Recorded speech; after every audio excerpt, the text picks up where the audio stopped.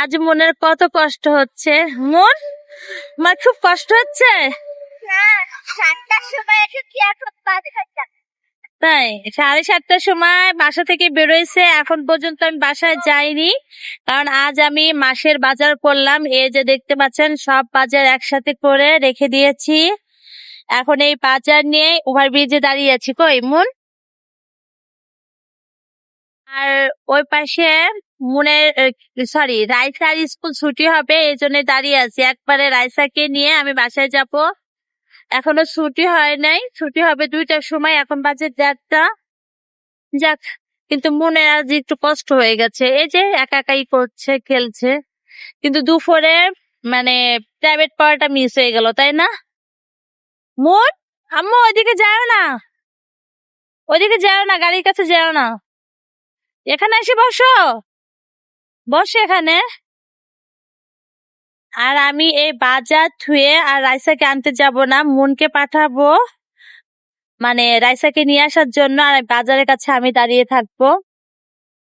এই তো বাসায় চলে এসেছি। বাসায় এসে সব বাজারগুলো এখন খুলে খুলে গুছিয়ে ফেলবো। আর এই যে গোশ এনেছি, এই গোশগুলো আমাদের পরিমাণ মতন যেটুকু লাগবে সেটুকু করে প্যাকেটিং করে এখন ফ্রিজে রেখে দেব।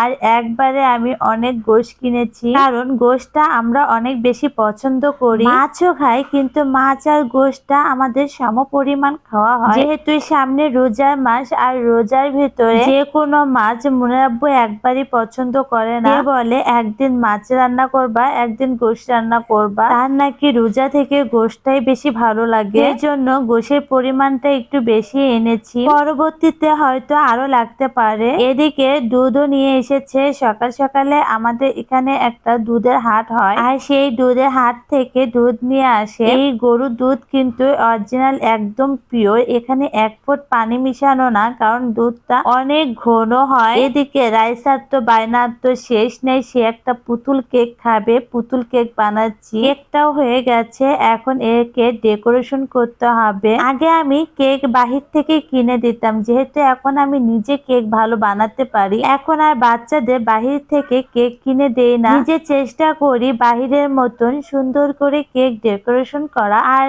কেক বানিয়ে দেওয়া। আমার কেক কিন্তু অনেক মজার হয়, একদম পারফেক্ট হয়। মাঝে মাঝে আমি এরকম ধরনের কেক বানাই, ওরা যেরকম ডিজাইন দেখায় দেয় আর সেরকমটাই চেষ্টা করি। যাই হোক, অনেক কথা বলে ফেলেছি, আজ এই পর্যন্তই। আপনারা সবাই ভালো থাকবেন, আল্লাহ হাফেজ।